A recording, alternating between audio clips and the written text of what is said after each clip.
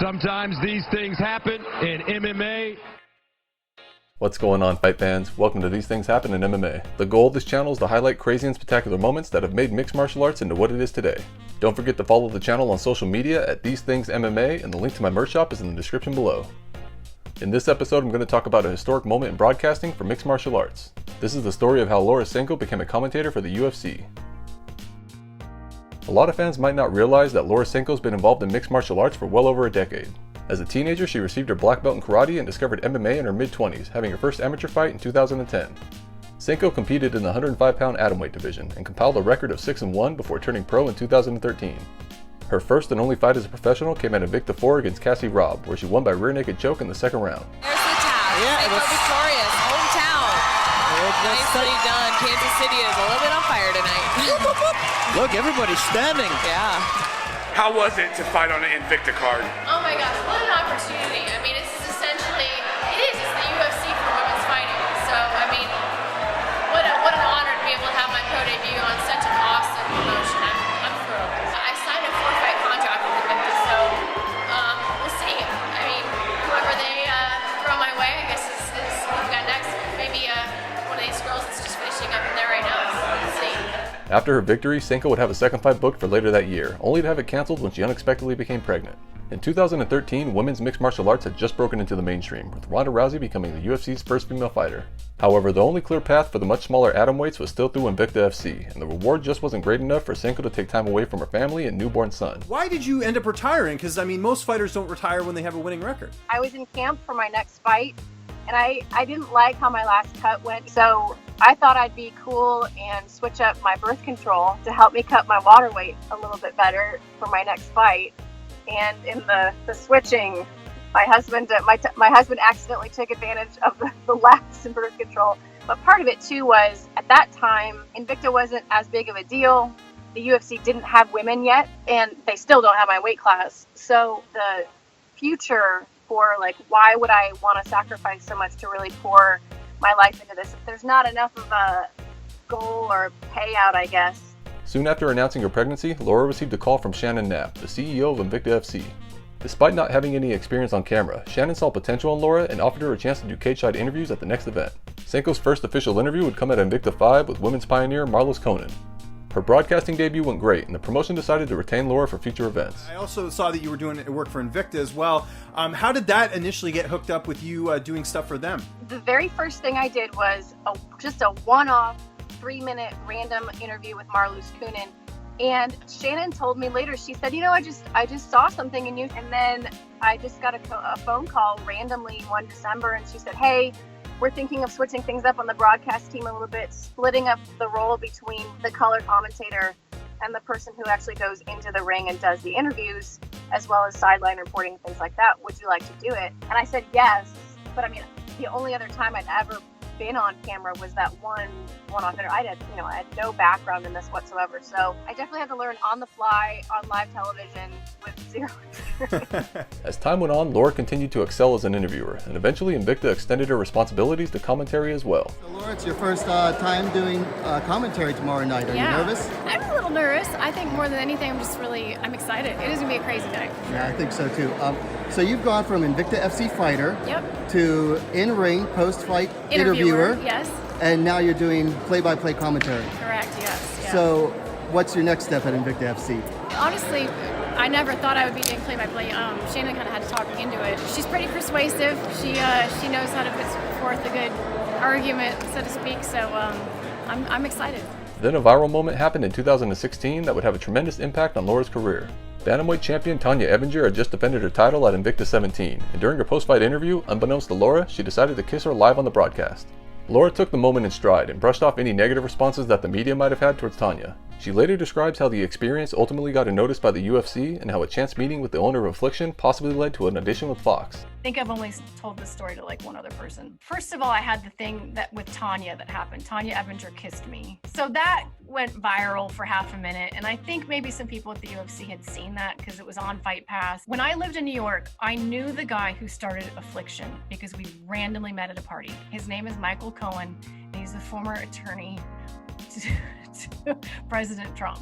topic of MMA comes up, and he's like, you do MMA? And I was like, yeah. He goes, you don't look like it, Kansas. And then he's like, well, I'm fucking starting Affliction and da-da-da-da-da, you know? I moved back to Kansas City. I talk to him maybe once a year just to like catch up. Trump announces he's gonna run for president. I'm like, holy shit. Michael's boss is running for president. So I call him up to like talk about that. And he's like, hey, I seen you, you know, you're working really hard. He's like, would you ever want to do that for the UFC? And I was like, yeah, of course I would, but I don't know how to make that happen. He's like, I got you. And I, to this day, don't know who he called, but my first discussion in the UFC was with George Greenberg, who was like pretty high up. I remember seeing an email where Michael, he's like, put together a reel. I didn't even know what a reel was. Yeah. That reel got sent to, I want to say, the vice president of Fox. Now, to this day, our boss, Zach, swears up and down. He's like, I never got an email. I saw you because of the Tanya thing. So I don't know if it's true, but not long after, I got a call like, hey, would you like to come to LA and audition? And that would be a whole other hour-long podcast, me describing what I did and how I prepared and how terrified I was. A month after that audition, Laura received a call from the UFC and was hired by the promotion soon after. From then on, she slowly became a regular as a backstage reporter for the Fox Sports 1 broadcasts. Roughly a year after joining the promotion, Dana White and the UFC debuted a brand new show focused heavily on the stories of unknown regional fighters. The name of this new project was titled Dana White's Tuesday Night Contender Series. The UFC had enough confidence in Laura's abilities that they offered her the role as post-fight interviewer for the show. After a couple of seasons, Laura began getting more recognition for her work and started appearing more often in the media. I feel the excitement for every single one of those fighters, every single winner, and my heart aches for every single loser. I feel a lot of ownership over this show in a lot of ways. So my favorite thing is always those post-fight interviews because they're live, they're in the moment, a little bit more like a in-octagon interview. They're still, hyped up. And for these guys, it's the biggest moment of their life potentially. And then when they get those contracts, man, it's life-changing stuff. It's cool to be a part of it. At this point, between her work with Invicta and the UFC, she was 5 years into her new role, but she let it be known early on that she was looking to do more than just interview. As both Laura and the show found success, she became increasingly vocal about wanting to do more within the company. The UFC again took notice and slowly began integrating her into the live broadcast. The fan response was vastly positive, and the MMA media started advocating for Laura as well. What if they said, we want a third person in the booth? That would be pretty epic to have a female commentator. I would do it in a heartbeat because that's my dream. If I'm being honest, it's a tough case to make because I don't have the resume that the UFC fighters do, and that's who they really like to use in those roles. Here's the thing, I don't really fit any mold, right? But they've never had a reporter in the past with fight experience, and who I think over the years I've been able to build, at least probably among the diehards, some amount of reputation for knowing what I'm talking about. I think there's a concern that if you were to throw me into a role where you have to have a reputation and the accolades to kind of back up what you're saying, that I would get eaten alive by the fans. But the Contender Series is a perfect place to do that and have some moments doing commentary on there that might be a springboard to start doing some of the really small, obscure fight nights. I'm not saying I'm ready to do pay-per-view anytime soon, but yeah, that would be me. I did an interview yesterday with Laura Sanko. I am continuously blown away by her and by how smart and what a mind for MMA she has. When you look in major professional sports, not many women fill that role, and I think she would be a fantastic one. Would you ever give her a chance sitting ringside next to John Anik or one of your other play-by-play people? Well, the reason you think that and you think so highly of her is because so do we. That's why she's here. And you just can't throw somebody in that position. There's a process. We fly them out. We see if they have the potential. They actually go through a series of tests. Really? Before they're put anywhere. And when Laura is ready, she'll be there. Laura's dream of becoming a commentator would only mark the second time in the UFC's history that a woman held that distinction. The first was kickboxing pioneer Kathy Long, who provided commentary at UFC 1 in 1993. 28 years have passed since that moment, and Kathy remains as the only woman to have ever called fights inside the octagon. So when Dana White and the UFC announced that Laura was to be commentator for the 5th season of the Contender Series, it was a historical milestone for the sport. It's a little bit historical, right, to have a woman in the booth this evening. So what did you think about it? Very, yeah. She was running around like a lunatic tonight, but congratulations to her. She's earned it. She deserves it. She belongs there. And she's as educated and as good at talking about fights as anybody else in the game. So I think tonight was the beginning of a great career for her. Little Miss, I don't have enough to do, has plenty to do now, okay? So I guarantee I ain't gonna be getting any text message or phone call from her that she doesn't have enough to do anymore. When did you find out that you were going to get this opportunity? I found out at about 6 o'clock the night before the fights. Oh my God. I got a text from Dana while I was in the air, and he said, "Hey, are you in town yet?" I said, "No." He said, please come see me when you land." Those texts are so terrifying because you just don't, you just never know. He said, "Hey, I just want you to know that we've seen the work that you've been putting in. We know that you've been wanting this for the longest time. You want to call the fights tomorrow?" What I actually said was, "Fuck yes, I do." He said, "Listen, I know this is super last minute.